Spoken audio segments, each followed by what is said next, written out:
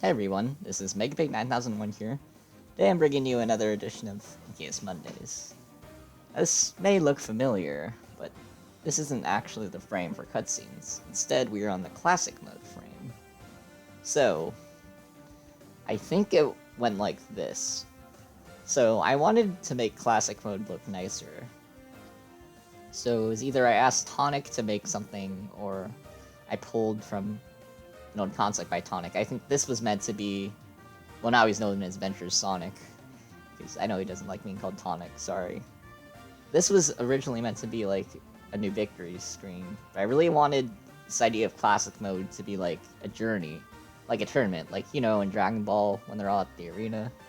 So I wanted to make a sort of arena to fit the mood. Run the frame, I think it's actually probably broken. Oh, no, it's working.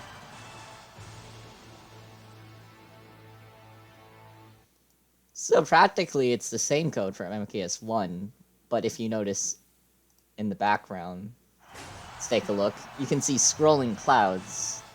Scrolling clouds, yeah, I think they help to add a little bit of livelihood to the arena. So, Sky mentioned to get that down. If you take a look at the sky itself, it's actually very long. You can see the sprites on Master Hand, actually. He was the first boss of Classic Mode back in MKS 1 before he got replaced with Giga Bowser. Sprites never got taken out of the game. Okay. Yeah, but that's not the only thing Classic Mode has. I need to be very careful not to give all my secrets away here. This is why I restricted the viewing window last time, because there might be a surprise you guys would catch that I wouldn't want to catch. I think I have to set Classic Stage to 4. Let's try that. Yeah, the time of day changes now.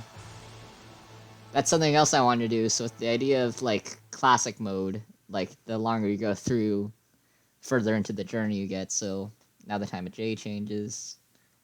Yeah. So that's 4, so if we take a look at 6...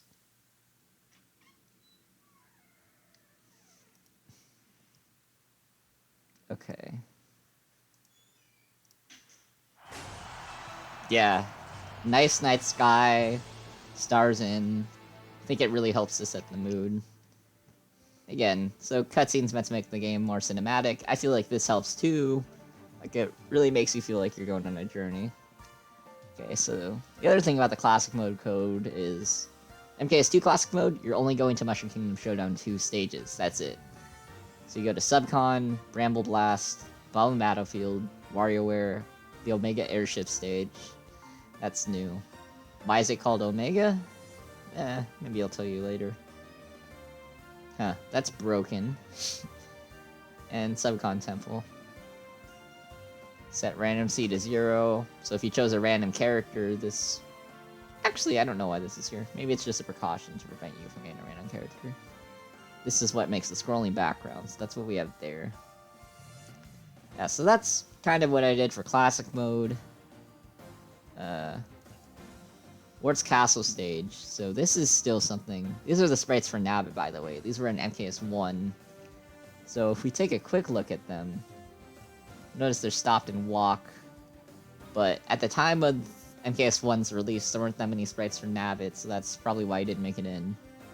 But with Mario and Luigi Paper Jam, a friend of mine actually brought this to my attention. There are actually available sprites for Nabbit, so I'm not saying anything, but it's possible. Yeah. So people have asked me why Ward's Castle isn't a stage for regular play right now. So if we take a look and run it right now, it actually works fine as a normal match. Like, there's nothing coding-wise preventing me from bringing this stage to the game. So why not have it? Well, I think I want to wait on it. Like, you know how in Smash 64 you had Metacrystal, really cool to fight on, but you couldn't unlock it? I do want to make it unlocked eventually, but I want to make you work for it. That's why I'm hesitant to put it in a demo. But the other stages will suffice. The other thing you might notice is this stage. This was in Demo 2, I think, but I took it out. Might be wondering why. Well, I thought we already had too many flat stages in MKS 2, so I replaced this with the much more glitchy, but I think much more fun Bramble Blast. Like, yeah, there's a lot going on here. You have the hurt boxes, and then you also have the collision mapping behind the hurt boxes. That's nice. Besides Bramble Blast, there's the adventure mode stages. So the way old adventure mode worked is, I think I even still have the code in here. Tag. Yeah, more on that later. So it was actually based on the original Break the Targets mode with the camera scrolling. But the way that was based on, it's quite a bit of a doozy. So in MKS 1, the original Break the Targets is based on an older version of the engine. But because of that, whenever Andy would upgrade the engine, it'd be a pain to import changes into Break the Targets. So what I've done is, I've recreated it from scratch in the original MKS 1.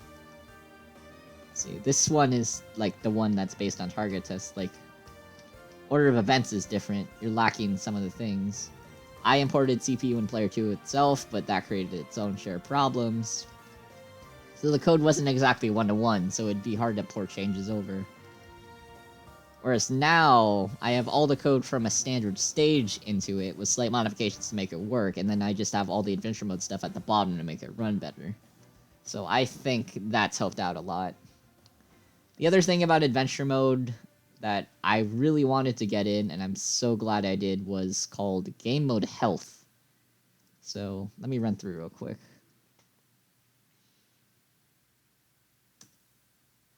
Okay. Got the debugger. This intro, as you guys might have seen, was recorded by the fantabulous Cool Sonic.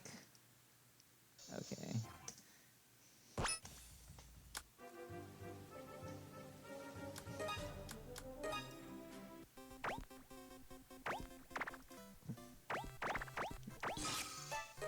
I like running through adventure mode as Mr. L because speed. I am speed. Yeah. He goes really fast here. So I guess what I'm wondering, you guys might wonder how progress is going right now. Usually I take a little break after releasing a demo, so I've been doing that.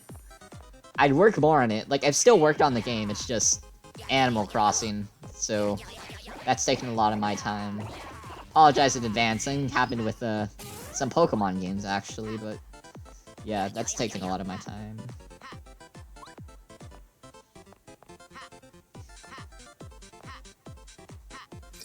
Actually didn't get the secret here. Some of you guys know about it, some of you don't. But there's a secret in this level. It's a small, tiny thing I think Mario fans would enjoy. Okay, so 197 health right now. We take a look now. Bam, 197 health. You keep the same health as you progress through adventure mode. What's my idea about that? So I noticed the adventure mode initially was just way, way, way too easy. Like, you would have 200 health, maybe you'd lose 50 or something, and then you'd be stuck there. Like, there wasn't much fun to be had. I didn't want to increase damage, though, because I feel like that'd create cheap deaths. I got to thinking, like, wait, this is supposed to be a grand adventure, right? So, what if I had it so, as you're going on this adventure, you keep your same stamina? Because that feels like real life. I also think it helps to create a fun challenge. So yeah, so that was the tweak I made to adventure mode. I was pretty happy with how that turned out. I was able to create, yeah, more difficulty with relatively little code. Then this. The boss. Assuming a lot of you have already seen this, I was pretty happy to finally get a new boss in. It's based off the Giga Bowser code, but I think it's better than Giga Bowser. But for bosses, I think we'll wait till next week. So tuning in. I know I didn't show off much new, but I feel like this was kind of insightful about behind the scenes. This background was sprayed out by the glorious Mondo Omega, or Omega as I know him. You're like Mega Squared. Yeah, but hope you have a good Monday, and catch you later. Bye.